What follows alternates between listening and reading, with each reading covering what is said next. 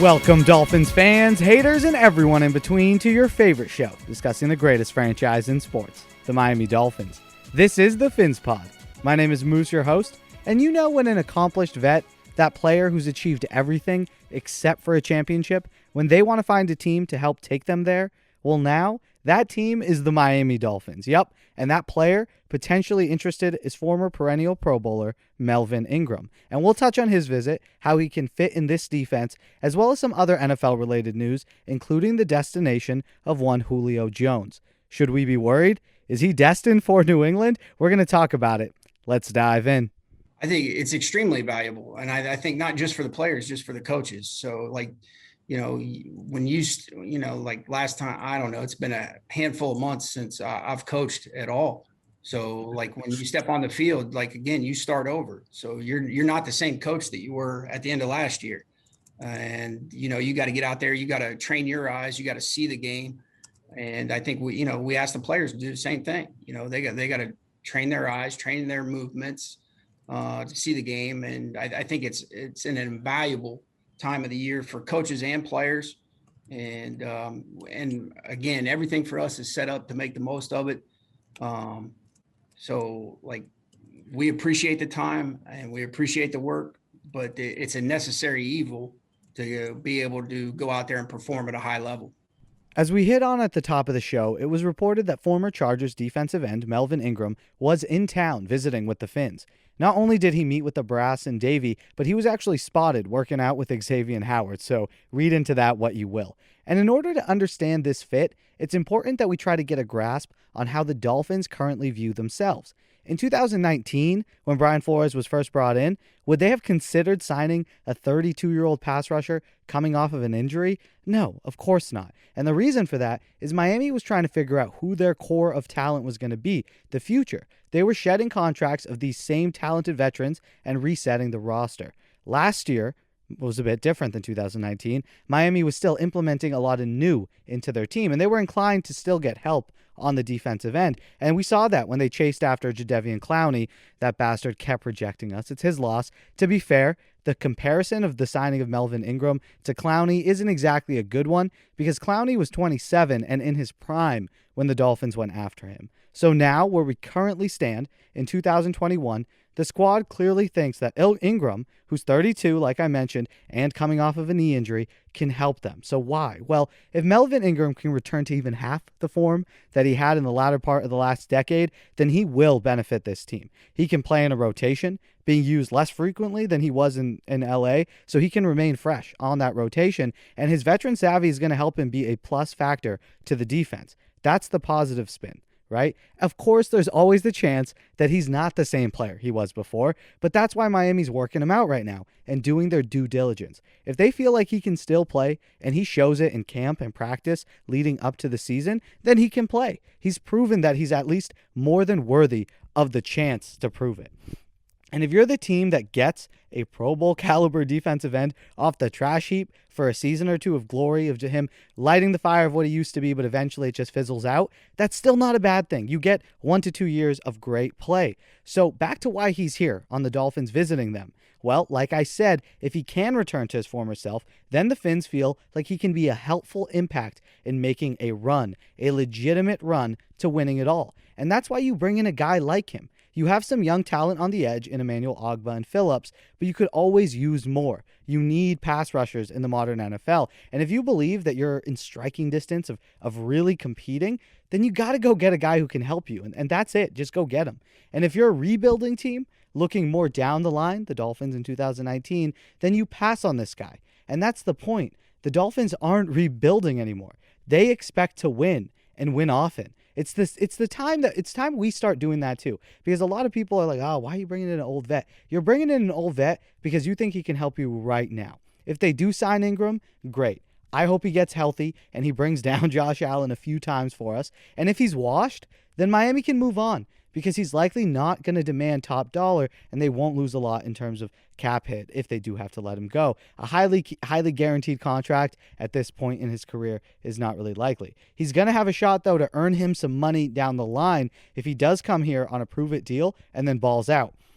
This signing, if it does happen, would be a win-win, in my personal opinion, for all the reasons I mentioned. But specifically, if we're just going to look at him as a player, Melvin Ingram fits this defense and this scheme extremely well. His build, 6'2", 250 pounds. Ingram is stout in not only his physical stature, but the way he plays. He's stout on the edge, and he sets it extremely well. So he's at least a plus factor in run defense. And not to mention, he's accumulated a variety of rush moves. He actually kind of came to a slow start early in his career, and then he kind of found himself. It showed he worked on his technique. He has a variety of moves that he can use. He's shown he can swim past you, rip past you, and even be a force on the inside pass rush too, which makes him dangerous to get to the quarterback from nearly anywhere on the defensive line when healthy.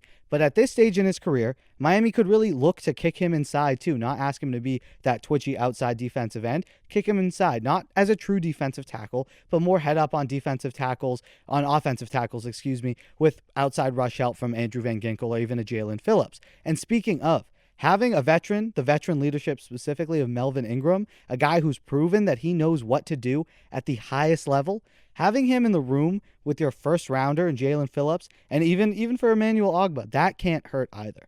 The question with Ingram is simple. It's his knee. And that's what cost him in 2020. He was placed on IR after only appearing in 7 games, and he didn't log a sack either. So he was playing hurt. That was clear. He was hurt often when he did show up in 2020. But still, the concern that he won't be the same guy, it's real. We're going to find out. The other topic we're going to hit on is that of Jakeem Grant. And if you're on the Twitter streets, you know that he's not really well beloved by many in Dolphins Kingdom. And look, I get it. He's been given the opportunities, and he has just come up short. He's either hurt when you need him, or he's going to drop a pass when you can't afford it. Last season, look, it was a bad one for the future prospects of Jakeem Grant. I personally, though, I don't hate the kid. He's a former 6th-round pick out of Texas Tech who was never really given much of a chance of carving a career out for himself, considering his tiny stature and what type of role he would need in order to succeed at the next level. The fact that he's been somewhat of a contributor and definitely one in the kicking game, I mean, he's been elite in the kicking game.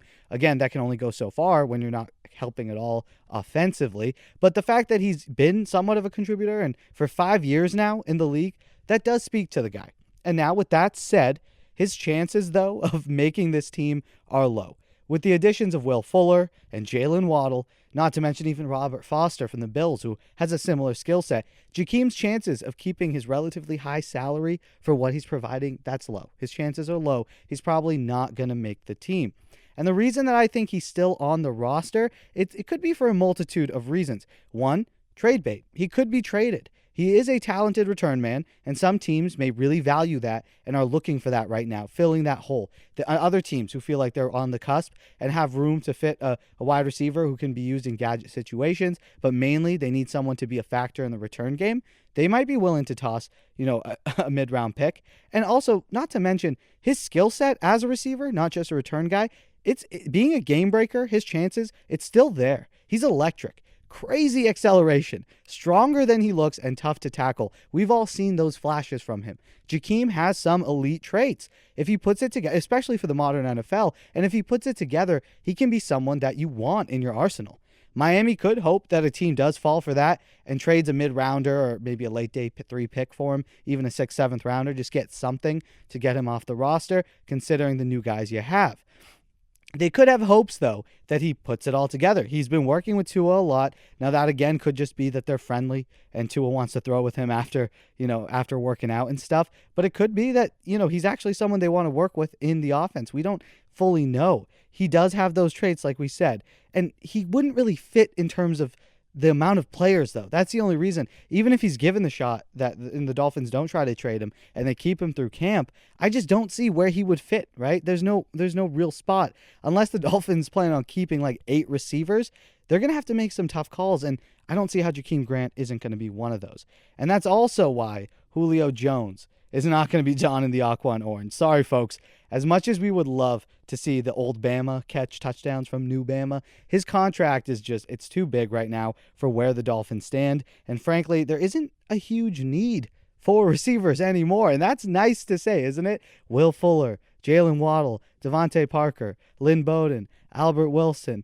We could always use Julio Jones, don't get me wrong. But relative to his cap hit and how much it would cost Miami, they'd have to let go a lot of other spots. So it's not really a fit at this point in time, nor a huge, huge need.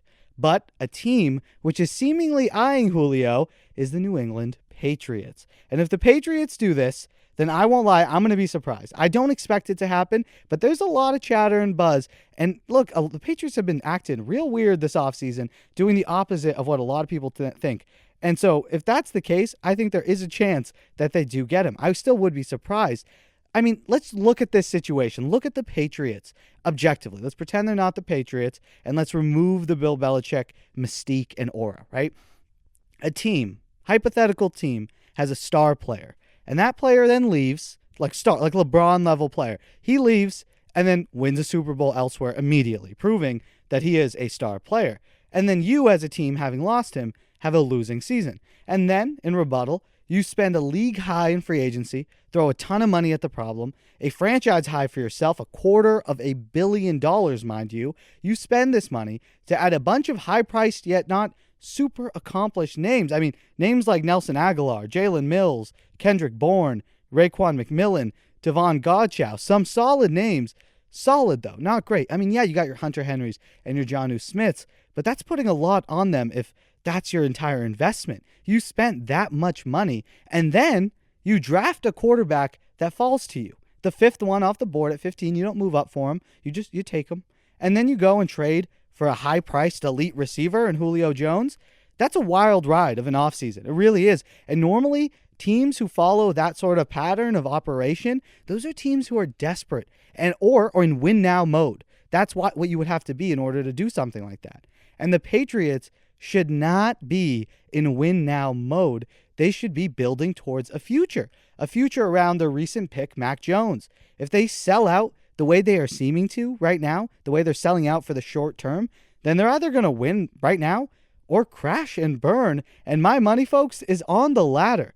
Sorry, Bill, but Tommy showed a lot when he won in Tampa. And considering Tua is undefeated against Bill Belichick, then Billy's going to have to prove himself again to me before I get too worried. Tom's winning the Super Bowl immediately after really put some things into perspective. Like, wait, maybe he's just like a solid coach, like a good coach, like a really good coach. But he had an elite, all-time great quarterback leading the charge.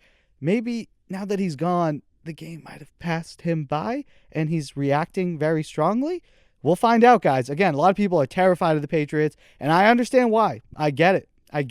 There is this fear that they are like zombie. They're Frankenstein. They're going to rise from the dead. We thought we killed them a couple of years ago. Last year, you thought you killed them again, but now they seem to be back. The media is all over them. Oh, my God. Are the Pats back? Well, we're going to find out. Personally, though, I still think they're falling third in the AFC East, behind either us or the Buffalo Bills.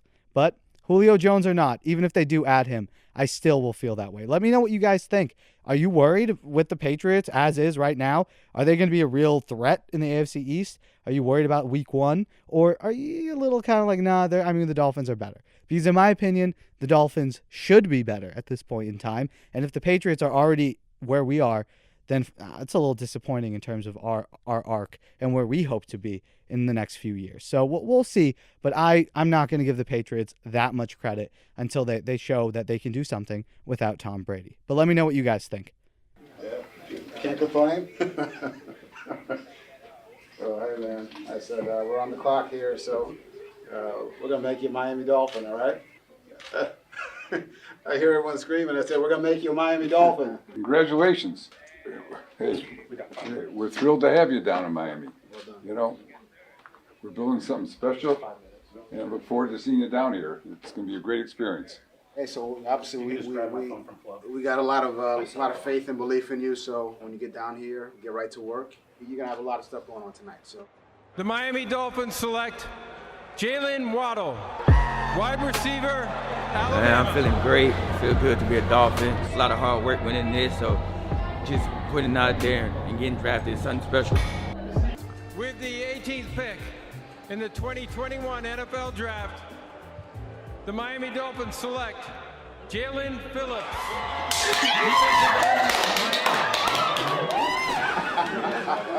Excited to stay down here. jumping up and down. We're excited to have you. We're kind of holding our breath there a little bit, but we got you. We're excited. We got a lot of faith in you. So congratulations. Welcome to the Dolphins. Yeah, I know it. All right.